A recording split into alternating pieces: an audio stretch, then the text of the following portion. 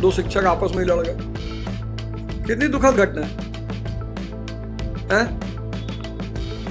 मतलब इससे दुखद घटना नहीं हो सकती कि दो शिक्षक, हमको तो कई बार कई शिक्षकों ने ट्रोल किया, शिक्षकों ने किया। राव लाइब्रेरी वाला जो केस था जिसमें वो बेसमेंट में लड़के डूब के मर गए थे, अब सारा बेसमेंट फिर चल रहा है, कहीं कुछ नहीं बदला। वो जो बेसमेंट में 3 लड़के राव आईएएस में मरे थे, कहीं कुछ नहीं, और मरे थे राव आईएएस में। राव आईएएस से कभी नाम ही नहीं लिया गया। अवध ओझा, अवध ओझा, अवध ओझा। अरे भैया अवध ओझा ने सब बर्बाद कर दिया, देश की डेमोक्रेसी को अवध ओझा ने बर्बाद कर दिया। भैया पार्लियामेंट में जो भी गड़बड़ी चल रही है अवध ओझा की तरफ वजह चल रही। लीक का पेपर अवध ओझा ने लीक करवा दिया। भैया ये जो यूपीएससी का पेपर इतना टफ आया वो सब अवध ओझा ने किया। मैं अपने गुरु से कहता था, मैंने कहता है अरे कोई बात नहीं यार, ये तो जो इस रास्ते में चलेगा उसको इस सब चीजों का सामना करना पड़ेगा। जो इस रास्ते में चलेगा उनको इस सब चीजों का सामना करना पड़ेगा। मैं तो कभी कभी डर लगता था ही ना कहें कि गैस सिलेंडर अवध ओझा को इतना महंगा हो रहा है। अवध ओझा सारे पत्रकार पकड़ ले। अवध ओझा ने गैस सिलेंडर महंगा करवा दिया। अवध ओझा ने कतर से कहा कि भारतीयों को गैस मत दो। ऐसा लग रहा था सब लड़कों की सुरक्षा होगी, लाइब्रेरी के पैसे कम हो जाएंगे। जाओ देखो राजेंद्र नगर में किसी लाइब्रेरी के पैसे कम नहीं हुए। कोई मकान मालिक बच्चों को सुविधा आज भी नहीं दे रहा है। कोई जा रहा है देखने? कोई नहीं जा रहा है। आज भी राजेंद्र नगर में, करोल बाग में बच्चे उसी चुनौतियों के साथ रह रहे हैं। आज भी लाइब्रेरियां जमकर पैसा ले रही हैं। आज भी कोचिंगें जम के पैसा कमा रही हैं। कोई नेता, कोई नगरी नहीं जा रहा है। लेकिन ये तो होना ही है। आप जब साधना के रास्ते पर चलोगे तो मैं आपको बताऊं कि ये सब चुनौतियां आपको देखने को मिलेगी। संयम, विवेक। मैं जब उस घटना के बारे में सुना, बिहार में 2 शिक्षक, नामी शिक्षक लड़ गए। मैं किसको क्या कहूं? दोनों शिक्षक है, दोनों शिक्षक है। मैं किसी को क्या बोलूं? मतलब एक शिक्षक को तो विवेक होना चाहिए ना, है? क्या फायदा होगा? वो अंजना कश्यप बोली थी, वो तो बेचारी खुश हो रही होगी कि देखा हम बोले थे ना तुम लोगों को। अंजना दीदी को कितना मजा आया होगा। इस घटनाक्रम से अगर कोई खुश हुआ होगा तो सबसे ज्यादा अंजना दीदी खुश हुई होंगी कि देखा देखा यही बोले थे, देखा, देख लो। उधर दीदी ने कहा, इधर तुमने उसको सत्यार्थ कर दिया। तो दुष्टों के बारे में कह रहे हैं कि जैसे घी में मक्खी गिर जाती है और पूरे घी को खराब कर देती है, ऐसे ये दुष्ट बेहोश प्रकृति के लोग ये आपको सिर्फ डिस्टर्ब करना चाहते हैं, उलझाना चाहते हैं। इनका एक सूत्रीय कार्यक्रम है, किसी तरह उलझा दो।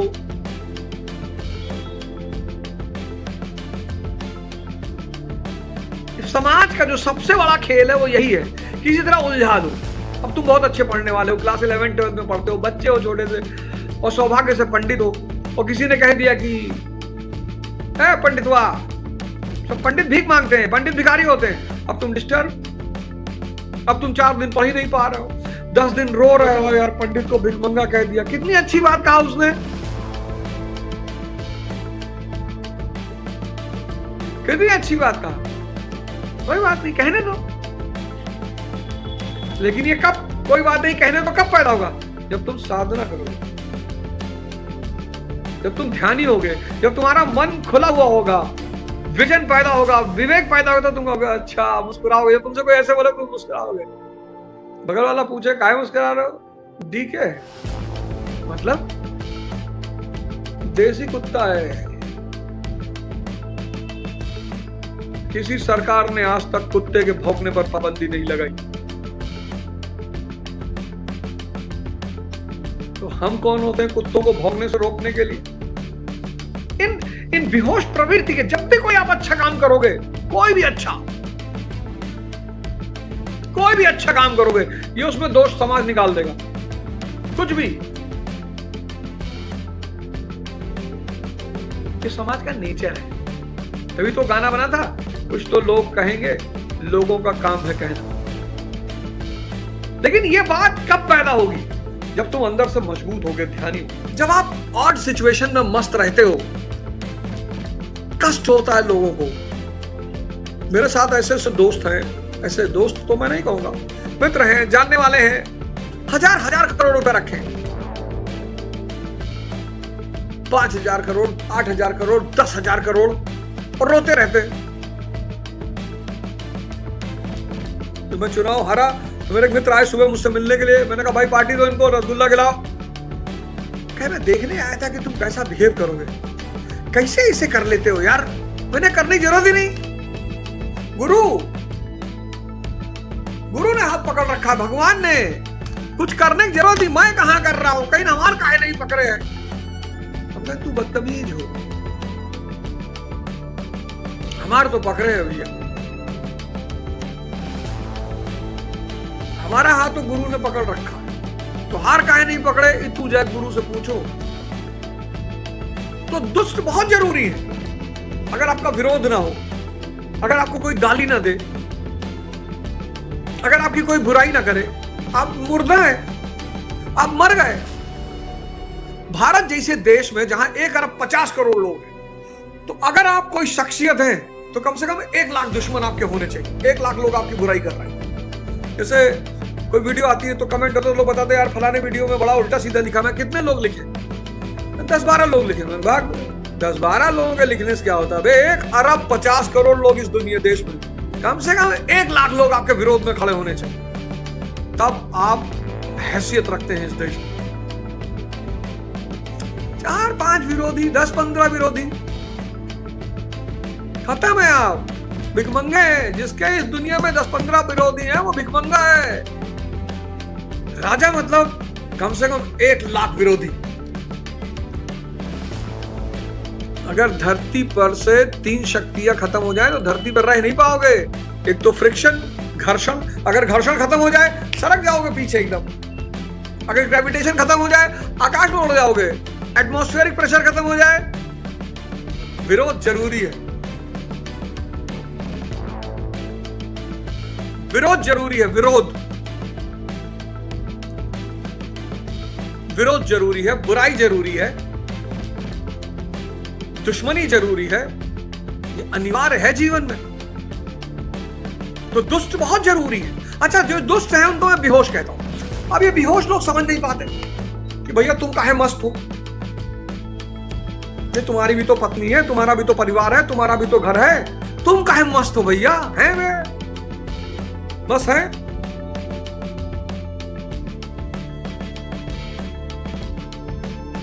जब हमारा गुरु मस्त रहता है, ऐसे सोफे बैठ कर डिस्कवरी देखते रहते हैं, चेला तो मस्त रहेगा ही।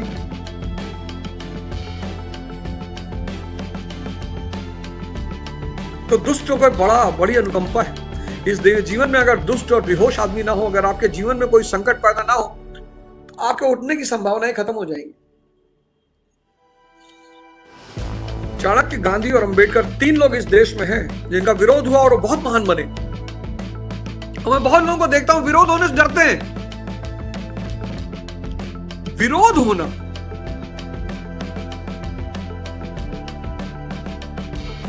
जीवंतता की निशानी। जैसे कि कोई सरकार, पार्टी सरकार, भाजपा की 2014 से पहले कोई बुराई नहीं करता था।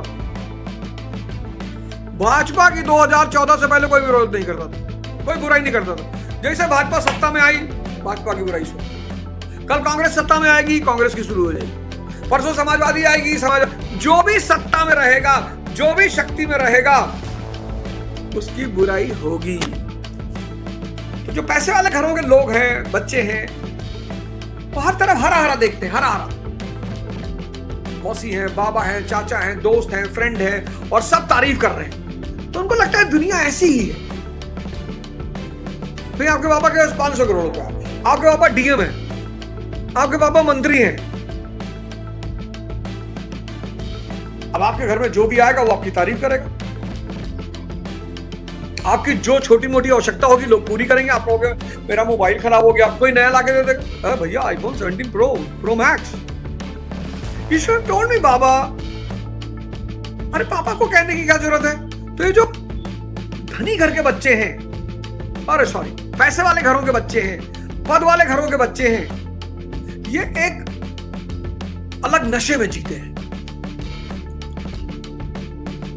अच्छा, जो जिनके घरों में पैसा नहीं है, जिनके घरों में पद नहीं है, उनके बच्चे उपेक्षा में जीते हैं। कोई रिस्पेक्ट नहीं, कोई सम्मान नहीं, टीचर भी डांट दे रहा है, चपरासी भी डांट दे रहा है। और जहां उपेक्षा होगी वहां आंतरिक मोटिवेशन स्वतः पैदा होगा कि भाई कुछ करके दिखाना है।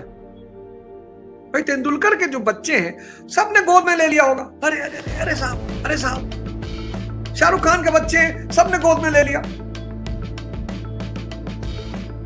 इनके अंदर वो इच्छा ही नहीं पैदा हुई कि किसी को दिखाना है, इनके अंदर वो इच्छा ही नहीं पैदा हुई। अब अनंत अंबानी जी हैं, मुकेश अंबानी जी के बेटे, उनको लगता हुआ कि सलमान खान उनको जाते हैं बर्थडे विश करने, शाहरुख खान उनको बर्थडे विश करने आते। खुदा ना खास्ता, भगवान ना करे कभी अंधेरा आ जाए जीवन में, अकेले हो जाए। जहां पद और पैसा है वहां उजाला है, चारों तरफ लोग बैठे, दोस्त बैठे, पड़ोसी बैठे, नेबर, और सब तारीफ कर रहे हो, सब तारीफ, वाह वाह वाह वाह वाह वाह। और जैसे ही अंधेरा आता है सब गायब हो जाते हैं। अंधेरे की एक खासियत है, सब गायब हो जाते हैं, साया भी गायब हो जाता है। अंधेरे की एक खासियत है, सब गायब हो जाते हैं, साया भी गायब हो जाता है। और उस अंधेरे में अगर पत्ते में खड़खड़ाहट पैदा हुई और आप अंदर से कमजोर हुए तो आप बेहोश होकर मर जाएंगे, आपको लगेगा भूत आ गया। लेकिन अगर आप ध्यान, योग, साधना करते रहेंगे और अंदर से ताकतवर रहेंगे, अंधेरा कितना भी आए, अगर अंदर ताकत मौजूद है, विवेक, साहस, शक्ति, संयम, अगर ये चार चीज मौजूद है तो आप विक्रम हैं। बेताल को अपने कंधे पे बिठाएंगे, शमशान जाएंगे और बेताल को अपने कंधे पे बिठाएंगे। अगर अंदर साहस मौजूद है, विवेक मौजूद है, संयम मौजूद है, शक्ति मौजूद है, तो आप विक्रम हैं। और अगर आप विक्रम हैं तो आप शमशान जाएंगे और बेताल को अपने कंधे पे बिठाएंगे और कहेंगे सुना कहानी। लेकिन अगर ऐसा नहीं है तो आपका हाल मोहम्मद शाह रंगीला जैसा हो जाएगा। आपको मुर्गा बना दिया जाएगा, मारा जाएगा अलग से, आपको मुर्गा बना